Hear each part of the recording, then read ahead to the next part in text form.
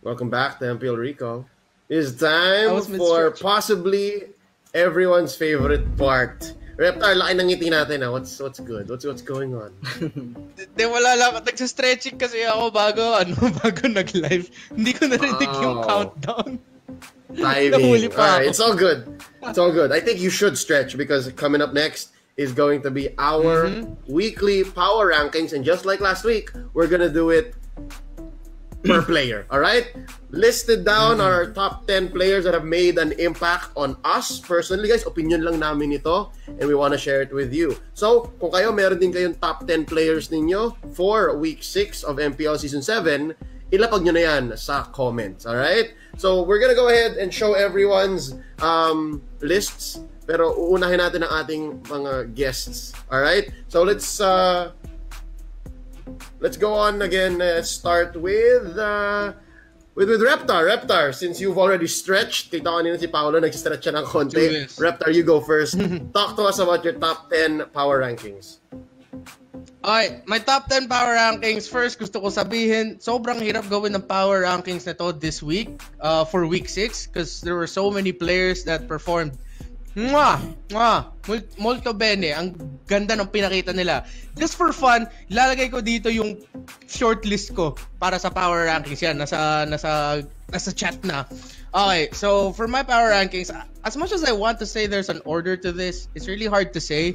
But I feel like it's hard to see a power rankings for me without putting Benny Cutie, Yawi, and Oh My Venus at least in the top 3. Benny Cutie, time and time again, each week, grabe talaga yung pinapakita niya. He willed Aura PH back to winning game number 2 against Signal Ultra.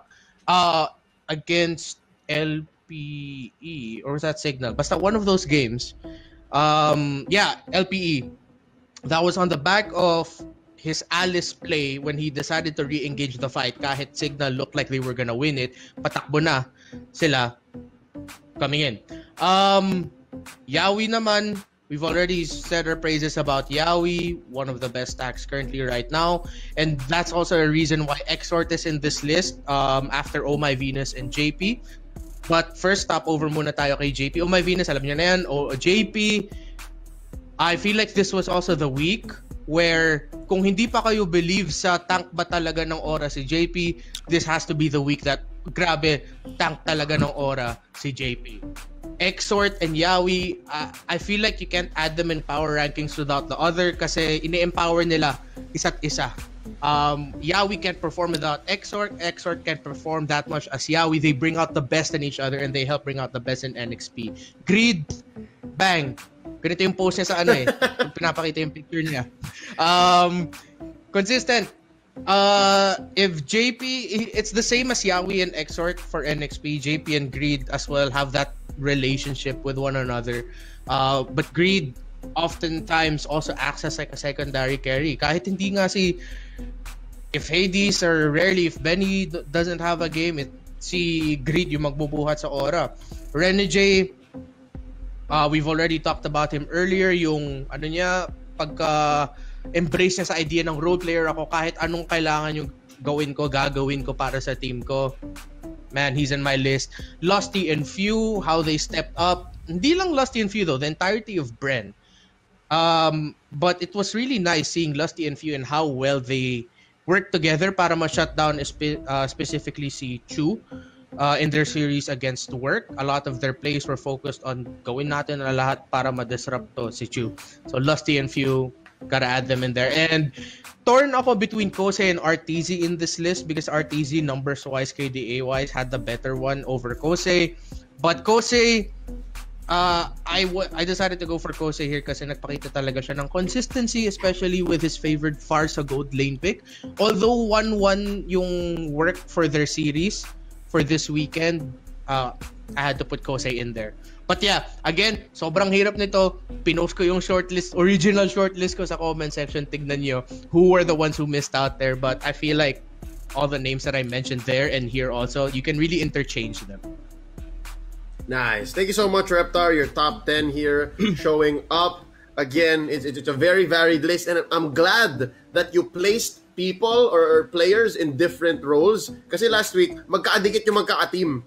pero iba pala yun. This is the top 1 to 10, right? Correct. Like number 1 is your strongest, and then number 10 is your like bottom of your top 10. Yes. Yeah. Nakaayos siya. Okay, cool. All right, so I'm glad na colorful din yung sayo. Okay, we'll move on to the next top 10. Coach Paolo, expert, break it down. Explain mo naman yung top 10 power rankings mo. Okay, so sa top 10 ko naman is gonna be, for the first one, it's gonna be Benny Cutie. Okay, siya lang yung player na solidified na sinasabi ng mga coaches on the gold lane for their Cebu lineup. And that just shows you how good this guy is. Okay, napaka-versatile nito ni Benny sa gold lane.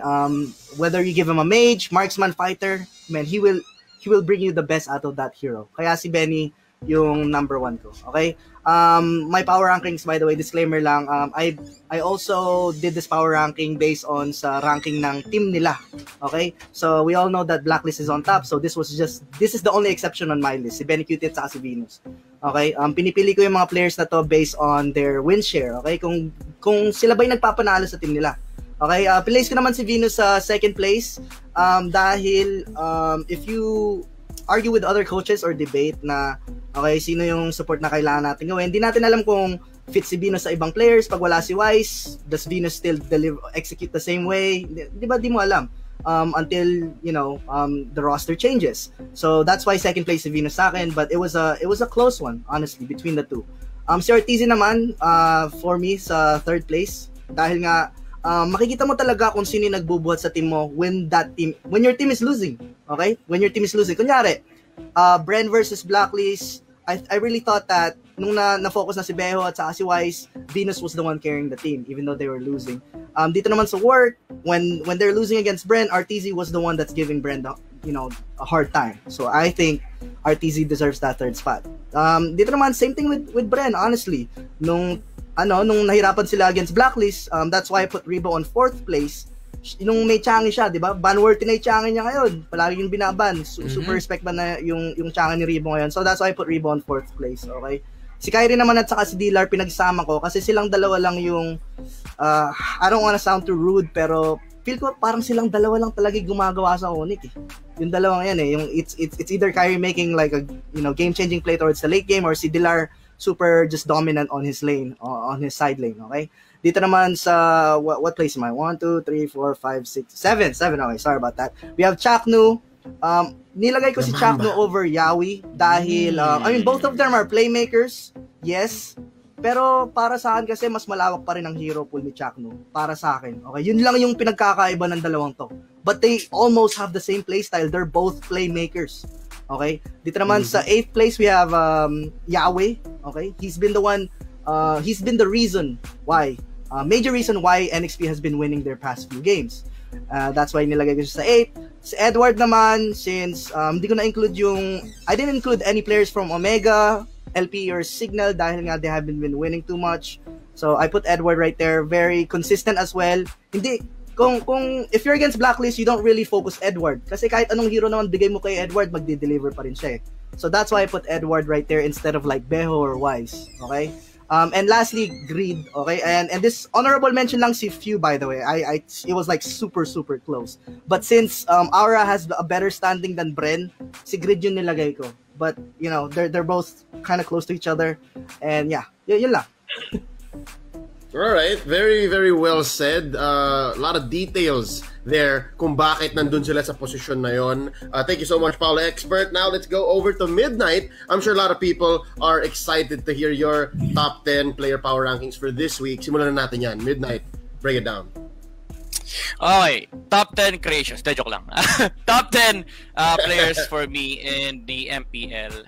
First of all, syempre, makikita na natin dyan. Number 1, Benny Cutie. Ito, literal, pag di nilagay sa Sibol, might as well, wag na tayo maglaro. Yan ang thoughts ko sa Benny Cutie Gold Lane. No? Pag di siya nilagay sa Sibol lineup, unless may ibang factor, no? Pag di siya nilagay sa Sibol lineup, might as well wag na tayo maglaro. So, ganyan ka-importante yung presence si Benny Cutie. And actually, Paolo Expert talked about this, yung win share. No? Yung win share, kung gaano kalaki yung game impact, yung measurable game impact ng player sa isang team. Benny Cutie holds the majority pagdating sa Aura. My second and third, both from next play, hindi dahil gusto natin magpasikat, pero we give credit where it's due. Yawi and Exort has been doing a lot of heavy lifting for NXP, and they are really, really crucial to this lineup. Ito yung mga players na ang tawag sa kanila pillar. Pag tinanggal mo sila sa team, or pag sinub out, pilay na pilay yung team. So I think Yawi and Exort holds a significant place in NXP. That's why sila yung nilagay ko sa number 2 and number 3. Naalala nyo naman yung ginawa ni Exort, di ba? Yung ginawa ni Exort sa Execration literally demolished that game. Number 4, si Malefic Roar. It rhymes, na joke lang. Si Lord Hades. What I really like about Lord Hades is that he is a jungler that makes incredible decisions. Like naalala ko talaga yung game na yun against what was the Signal Ultra nung naka-Digi feed sila. Even though it failed, the mindset lang na instead of actually fighting against against Signal, he can actually split push with the Link. So parang marunong mag-adjust si Lord Hades in a way na alam mong yung ginagawa niya, it's a solution to the problem. Minsan, hindi ganun ka-full committed. It can be refined by, actually reviewing the game. Pero si Hades kasi, for me, is the only jungler that is capable of doing that in MPL. Yung literal na, may problema, itong ginagawa ko, hindi na pwede, I'll do this instead. Siya lang yung gumagawa nun in MPL. So that's why I put him in my number 4. Number 5, Renzio. Ito again, pillar for Execration. Ito yung player na pag tinanggal mo mapipilayan yung team. It's not Chakno for me anymore. Kasi even though marami nagsasabi na ang lawak ng hero pool ni Chakno, it doesn't hold true to me. Kasi nagiging ang conflict kasi diyan, sinasabi ng tao, ang daming hero ni Chakno, pero nagiging comment din, bakit Kufra at Atlas lang ay gumagana sa kanila, 'di ba? So parang ang sa akin, yes, ang dami niyang hero, pero what works? Konti lang. Maliit na percentile lang sa hero pool ni Chakno. And si Renzio, yung Edward ng Execration. Ito yung version nila ng Edward na kahit anong bigay mo kay Renzio, he will deliver, he will perform. And some of the games, he will lift Execration. Kaya nilagay ko siya sa number 5 slot. Number 6 is Wise. Okay? Maraming sabi bakit nilagay ko number 9 jungler si Wise bago MPL. 2 reasons. Limited hero pool and lack of refinery pagdating sa mechanical skills. Remember, ang nilalaro niya lang dati was Carry and Claude, no? Yung Ling hindi pa ganun kompleto. It still holds true to this day, no? Nung nakita natin nung nag-Roger sila against Brand Esports, hindi komportable. Pero what Wise has is the flexibility with his teammates na kung ano yung kailangan niya lalaruin niya to its maximum potential. And he will blend with the team. Like for example, yung Granger nila, countless times, ilang beses nang napapunish yung paulit-ulit na Granger pick ng Blacklist International. Pero they're still capable of winning because of yung mechanical skills din ni Wise, napakahirap niyang patayin, and at the same time yung hero mastery. Nagbe-blend yon with his teammates. When I say hero mastery blending with his teammates, yung laro ng hero na adjust mo kung paano maglaro yung team mo. So that's the skill of Wise. Of course, si Oh My Venus di pwede mawala sa listahan, no? He is one of the best supports out there. Even though may internal conflict sa akin sino mas magandang fit sa kanila ni Greed. Pero si Venus kasi talaga nag-i-stand out for Blacklist, no? Even during games na nahihirapan si Blacklist, he is capable of lifting his teammates up. Naalala natin yung Matilda performance ni Oh My Venus. Grabe, sobrang clutch nun. Edward, again, same with Renzio, pillar sila ng kanilang team, especially when he's given heroes like Barats, Berdetta. Alam mong kung ano yung dapat gawin ng Benedetta, yun yung ginagawa niya. When he's frontline, he's frontline. Kapag nagpupush sila, yung Benedetta laging papasok, electro final blow, super consistent. So, yung mga ganong klaseng players, pag nawala yan si team, everything falls apart. So that's why number 8 si Edward. Greed, kaya ako siya nilagay sa number 9 even though I want to put him higher up pa. It's because the win share is held by BeneQT. Yun lang yung reason bakit mas mababa yung ranking niya. Pero as an individual player, he is one of the best supports out there. I think for me, is even better than Oh My Venus kasi mas kaya mag-blend ni Greed with other teams compared to Venus. Kasi si Venus, full commit yung playstyle niya when he is with his team. Pero si Greed kayang mag-adjust, no? Para siyang mix of both worlds ni Few tsaka yung Oh My Venus. So, kaya nandiyan si Greed sa listahan na yan kasi sobrang importante no aspect na yun as a support. Number 10, dapat, actually, nag-debate pa ako dito. Sino lalaki ko rito? RTZ or Kosei? Pero kasi para sa akin, napakalaking, actually, pwede rin si Kyrie eh. Pero, you'd still go back to the idea na gaano kalaki yung win share nitong mga players na to with their recent performances. RTZ, he showed up nung early weeks pa. Nakita natin si Unravel, tsaka si RTZ talaga nag-step up. Pero lately, nakikita natin na super consistent nung performance ni Kosei. Even Kyrie on Onyx, no? Honestly, you can replace Kosei with Kyrie on my list. Pero kaya ko lang nilagay si Kosei kasi, iba yung parang yung mindset, yung raw talent ng player, lumalabas eh. Ang hirap i-explain nun, pero pag binaparad mo yung work Oster Force, nakikita mo na sobrang mamaw nung player. Just the sheer mindset lang na hinahabol ka ng tatlong players ng Bren Esports, pero papalaga mo kasi farsa ka. Paglapag ng Ibon, first kill, ulti, diba? Yun yung mga types ng play na hindi mo pwedeng i-expect basta-basta sa kahit kanino. And Kosei is really consistent with that. Every single time, even the blind feathered airstrike sa bush. Hindi mo pwedeng i-force sa player yun. Sila magbibigay nun sa'yo parang, audience, ganito ako kagaling. And ganun si Kosei. He's really consistent with that. Kaya siya nasa number 10 ko. Honestly, again, pwede mong palitan si Kosei with Kyrie, pero sa akin kasi mas naging stellar performance ni Kosei in the last few weeks. Bars. Okay, interesting top 10 here for Midnight. Again, a good amount of diversity, pero you can't deny talaga blacklist, especially how creative they got this week. We'll close up with my top 10 player power rankings, and this is your chance to screenshot it, alright? Pero pagka umalis na itong camera ko. So, let's begin, alright? Disclaimer, itong top 10 player power rankings ko, I did not attack this as a broadcaster. I did not attack this as an analyst slash coach. Based sa pagpanood ko ng MPL, okay? I'm just a big fan of the way that these people played this weekend, and kaya ganito yung itsura niya, alright? So, number 1 is Rena J of NXP. Kulang na lang magka-crush ako dito sa batang to. Sobrang ganda ng play niya, lalo na this week. Again, such a role player, the hitman, kung ano kailangan mo, sabihin mo lang. This weekend, nakita ko ulit yung kanyang championship sa Lina. Again, I just saw how lethal it is. Na kahit tumama o hindi yung pana, may nagagawa siya. So again, El Capitan, so strong. Wise, number 3, I'm just a big fan of how you're able to play Aldous confidently in the MPL and just get away with it like nothing's wrong. As in, sobrang swabe na, like, yeah, I played Aldous, whatever. Number 4, Benny Cutie. For all of the stated reasons, okay? Inuna ko lang yung tatlo kasi doon ako parang na wow! And then, yeah, Benny Cutie. We all know Benny Cutie. H2O and Yawi, sobrang na-impress lang ako kay H2O in how he stepped up as the core. For the same reason siguro that Reptar put Exhort. Palitan mo lang yan, yung same opinion, but in the jungler role. And then, of course, Yawi, our MVP for the week. Lusty, just the same, especially when he played the Cho. Yung shadow mask into the bush, tas inabangan niya yung Claude ni Chu, tas pak! Sinipa! Papunta dun sa meteor shower ni Ribo. The young boy had no chance. As in, sabi ko, yep, Chu's dead. That's it. So that's kind of what stuck in my mind with Lusty. Because same reason as Midnight. And again, how he's kind of the most low-key player of Warwick Osterforce at this point.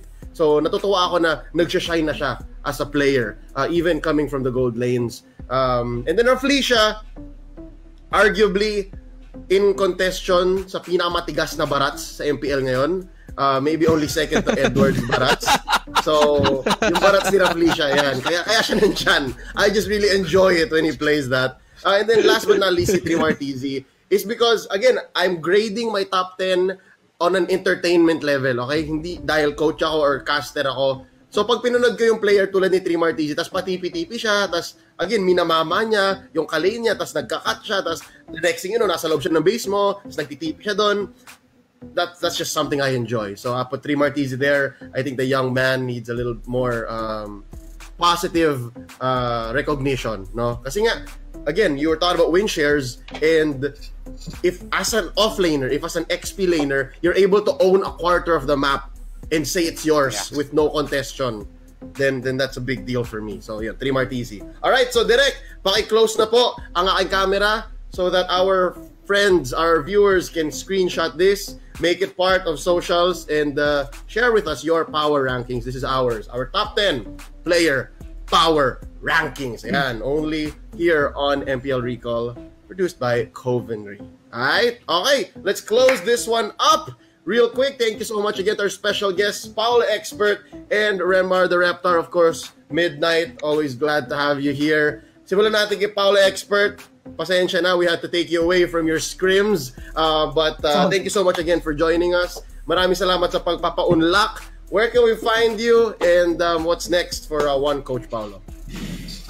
Pwede nyo ako mahanap guys sa YouTube ko. Pa 100k subs na natin. Tulungan nyo ako. Paula Expert yung tagline. So, I'm almost there. Super close. Instagram ko, Paula Expert _official. And then, Facebook page ko, lahat Paula Expert lahat yan. Without an E, okay? Without an E. Maraming naglalagay ng E bago ng X eh. X lang. Walang E, guys. Walang E, X lang. Alright, let's get Paolo to 100k on YT. Love it. Reptar, how about you, man? Socials and what can we expect next after your Konyo content? Well, yeah, I think I'm gonna make a TikTok about how the Aldous play of Wise and Blacklist work. Expect more analysis and hero lineup-based stuff dun sa TikTok ko. At Esports Reptar sa lahat ng social media ko. That's Facebook, Instagram. I'm also really active on Twitter now din, so i-follow nyo ako dyan. I'm scheduled for this weekend of MPL. I will be on the first day and then the final day of the regular season. Again, this is the final week of the MPL group stage bago tayo magpahinga muna, and then we'll go into the playoffs. So yeah, I'll see you guys on the broadcast. Nice, thank you so much, bro. Midnight, how about you, man? Oshi, where can people find you? Oshi, where can people find you on socials? And anong next? Anong bago mong content maliban pa? Kung may bago pa sa MPL Tambayan.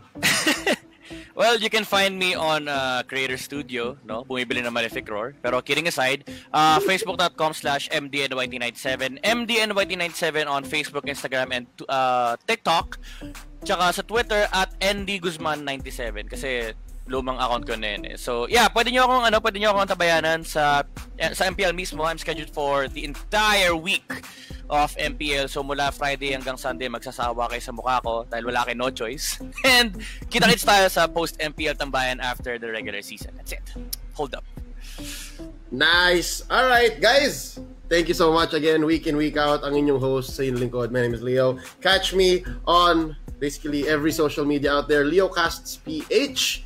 And as always, mag-ingat kayo parate. Wash your hands, drink a lot of water, and stay safe. Okay, kita-kits this weekend of the MPL. And yeah, support all teams, support all broadcasters, support all content creators. And maraming salamat sa Hydro Flask. Maraming salamat sa basta lahat ng sponsor na MPL. Kung wala kayo, wala kami. Alright? We'll be closing the show off with the schedule for this weekend. Kita-kits. Dahil meron pa tayong content prior to the playoffs. We're talking about day 0. That being said, on behalf of Direct Hacks and everyone making this possible, peace out and have a great night. Bye!